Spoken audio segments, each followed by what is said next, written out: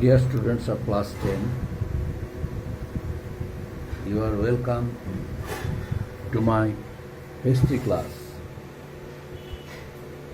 The points are as follows. Features of Nazism, Hitler's rise to power, reforms, Germany under Hitler, comparison between fascism and Nazism. Now I am going to discuss. The first one, features of Nazism. Nazism introduced certain features. Now, what are the features of Nazism? Number one, it believes that crushing of opposition is very important for a state. Crushing of opposition, crushing of all opposition should be immediately done, and it should be done ruthlessly. It believes that might is right. That's why, according to the Nazists and concept, ideology of Nazism, the supremacy of the Aryan race is important, and the other races should be ruled by the Aryans. Nazism believed that state must focus on development of industry and agriculture. Nazis held the Jews to be responsible for the defeat in the First World War. That's why the Nazists or Nazism wanted to make the Jews out of Germany. They decided to drive the Jews out of Germany. Drive the Jews out of Germany. Why? Because they, according to Nazists, the Jews were fully responsible for the defeat of Germany in the First World War. So these are the features of Nazism. Now next point, Hitler's rise to power. How did Hitler come to power? Hitler started his career as a soldier of Germany during the First World War. But disgusted with the defeat and the unjust terms of the Treaty of Versailles, he blamed the German leaders for Germany's humiliation. The German leaders signed the unjust and harsh Treaty of Versailles. It was very insulting for the whole nation. The German leaders signed the Treaty of Versailles. After the war in the year 1919, the King of Germany, Kaiser William II, was abdicated, and German Constituent Assembly met at Weimar in the same year 1919 to set up a republic. The new republic was also an utter failure. It lacked leadership, and due to its inconsistent policies, Germany was in chaos, and in this period there were 21 coalition governments. The time was ripe for Hitler to capture the imagination of the battered and humiliated people. A number of governments came to power, one after one. There were 21 governments came to power, but there was no fixed government throughout Germany. Hitler just was waiting for that situation. And Hitler played an active role in politics. As a result, the National Socialist German Workers' Party of 1919 was formed, which later came to be known as the Nazi Party. In the year 1923, Hitler became a part of the Royalists in an attempt to overthrow the Republic. And ultimately, the mission failed. The mission failed and he was imprisoned. He was released after 1 year. but ultimately during his imprisonment he wrote the main camp because he knew that he would come to power in the long run. That's why he wrote all the negative sides, all the backwardness, all the drawbacks of Germany and the policies for making a new nation Germany. What should be done? Each and every point he wrote in the famous book Mein Kampf. He held many public rallies and gave speeches to outline his plan for Germany. Due to his charismatic personality, he attracted millions of people of Germany. He was a sensational orator and soon had the entire troubled middle class on his side. Initially, Hitler's party didn't do well. But in 1933, his party won a majority and President Hindenburg was compelled to make him the Prime Minister. As a result, as soon as he came to power, he crushed all the oppositions. Hitler wanted to dissolve the Reichstag, and ultimately Reichstag building was set on fire a few days before the elections, for which the communists were held responsible and ruthlessly suppressed. Hitler wanted to remove the influence of the communists from Germany. Hitler also got the enabling bill passed which gave his government the right to take any action without seeking the approval of the Reichstag. Hitler wanted to work independently. That's why he did not want to have any control over him by Reichstag. But when the chance came to him to remove to dissolve the Reichstag, but he didn't do it because he did not wanted to take law under his hand. He wanted to set up a law which would remove Reichstag automatically. The people would remove them automatically. Ultimately, what happened when President Hindenburg died on June 2nd in 1934, the two posts were combined and Hitler took the title Führer or leader. He ended the Weimar Republic and started the Third Reich or German Empire. He gained absolute power and became the dictator of Germany. And it was due to that reason he had been waiting for the death of Hindenburg. After the death of Hindenburg, Hitler became an absolute, Hitler became a complete ruler, a complete leader of Germany and became ultimately the dictator of Germany. And now, next point, some changes came in Germany under Hitler and his policies. The people of Germany chose Hitler to be their leader. Hitler and his speeches attracted the people of Germany. As a result, they wanted to make him all in all of Germany. Hitler decided to utilize the harsh and insulting Treaty of Versailles and the negative role of Weimar Republic gave him a concrete political land in Germany. He fully utilized it. Germany became a police state and Hitler controlled the state through a setup of spies. All opposition was brutally crushed by Hitler. He set up a series of concentration camps where all dissenters were sent to do forced labor. The prisoners were mainly Jews.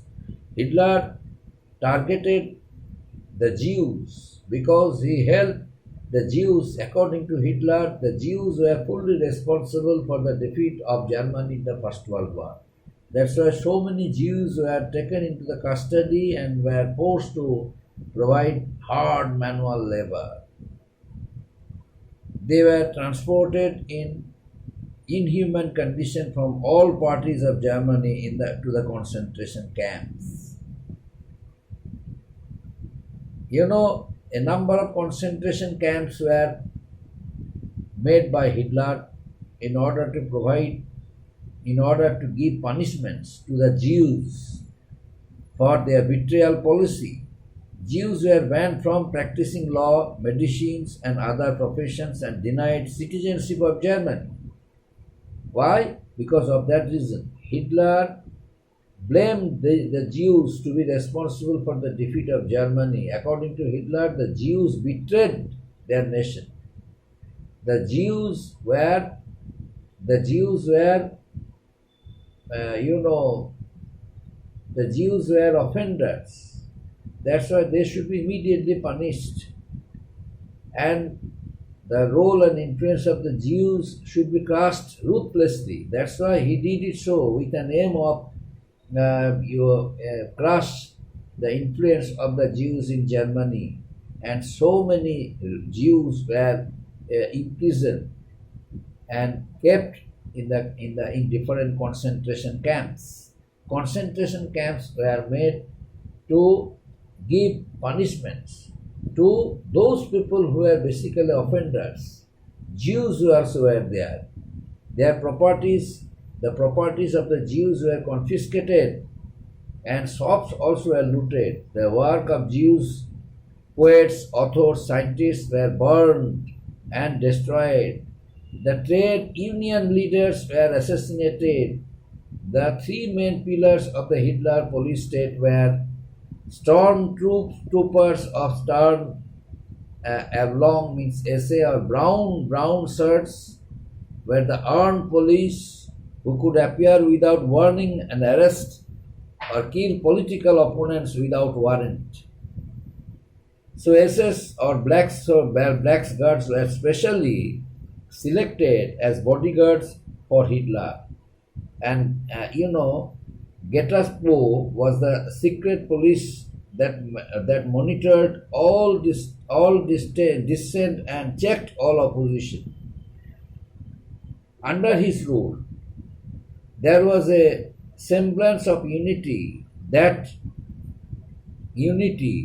had been absent so far, and as only one political party was allowed, their theories, their ideology became the only political thought in Germany.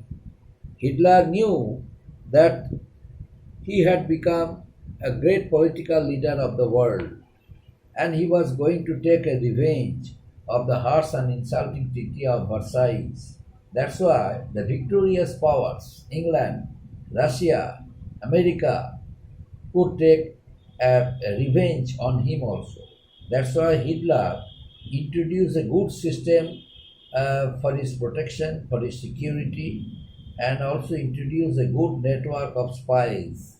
The spies, informed him by collecting necessary information from different sites, what was about the activities, what were about the activities of the enemy states. They informed it to Hitler, according to which Hitler took immediate action, and Hitler planned out as to how the influence of his enemy states should be curbed. And only because of that reason, he targeted the Jews. The Jews, a number of Jews were imprisoned. They were punished in many, concentration camps. And the famous scientists, a number of scientists, poets, writers, distinguished persons and intellectuals, they all were arrested, and some of them who gained popularity and charismatic personalities, they were driven out from the country, and then they had to leave their country, their motherland, and they settled in other parts of the world. But many Jews of ordinary class were imprisoned and kept in the concentration camps for their punishment, and ultimately they died. They died facing all kinds of repressions, all kinds of physical and mental tortures, and ultimately Hitler, you know, Hitler Hitler crushed the influence of the Jews in Germany. It was due to that reason Hitler decided to favor the Aryans. He thought that the people should be ruled by the Aryans. And apart from this, the Treaty of Versailles, which was signed, whose terms were signed forcefully by the Weimar Republic of Germany, it meant that a new leader at the end of the First World War, a new leader was born to protect Germany. Who was he? He was Hitler. So Hitler took several measures to bring to make Germany rich and prosperous, and decided to solve all the problems, especially unemployment problem. That's why new employment opportunities gave a chance to the German people. For the reason of setting up of new industries. So these industries gave an opportunity to manufacture war, machinery, and kickstart itself. Those rich people who had money, they were allowed to make war machinery in the factories and industries, and they appointed workers. As a result, temporarily the unemployment problem also was solved. Besides, Hitler built a number of schools, educational institutions, in order to propagate his concept of Nazism. He created a new generation of volunteers for his grand political plans. And not only that, he built roads, he built bridges, housing, to improve the condition of the poor people, to improve the condition of the life of the German people, encouraged them to trade, and not only that, improve agricultural condition in the country. However, all these reforms were made by Hitler, but it had a dark side, which was to isolate Jews from their position in trade and industry. It exerted complete control on the press and used it for personal propaganda. Hitler wanted to make such a Germany which would be controlled by him, and people would not have a negative role against him. At the initial stages, the German public was very satisfied with the changes, but after a while, the true picture of his plan began to unfold, and that horrified them. The lack of freedom, the total state control was becoming extremely difficult to handle. The spread of racial tension also began to affect the social fabric. Finally, his desire for power drove not Germany but the entire world into a prolonged war. So these were the drawbacks of Hitler. Hitler initially decided to make a strong Germany, but he did not have any understanding, he did not have any idea that what he was going to do might bring, might become, might bring, destruction throughout the country. What destruction once came to Germany during the First World War, the same thing was going to be happen. He did not understand this basic thing.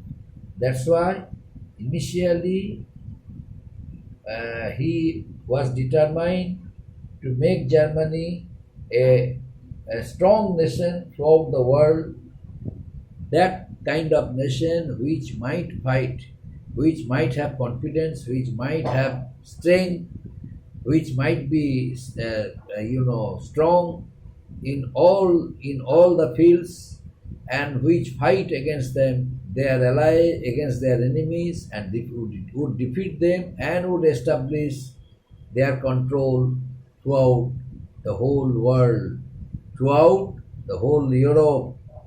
So the spread of racial tension also began to affect the social fabric.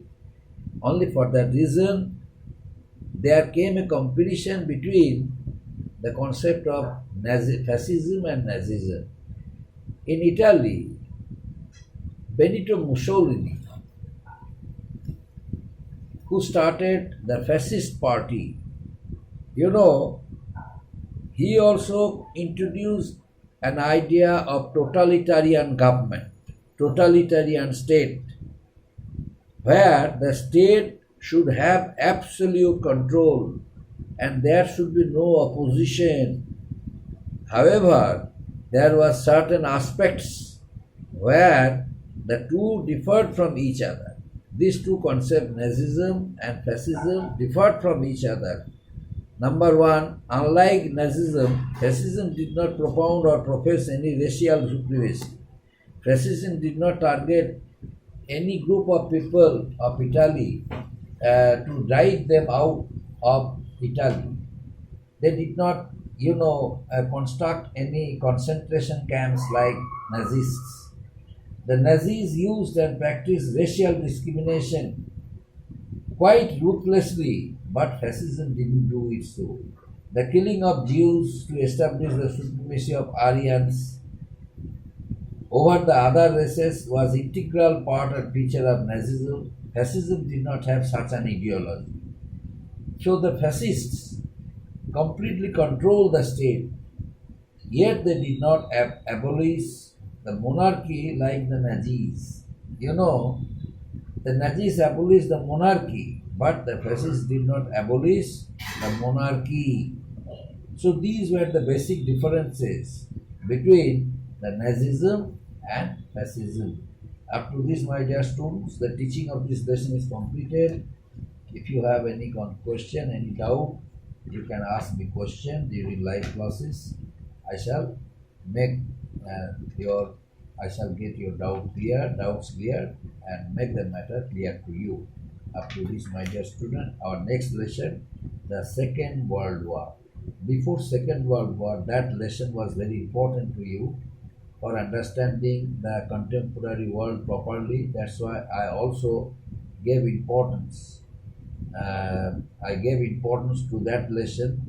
I taught Nazism and fascism because the idea and concept of Nazism and fascism would give you some extra knowledge, and that very knowledge you would be able to use as an introduction or as an introductory knowledge for the Second World War, and will be able to understand the concept of Second World War very easily. Up to this. Thank you.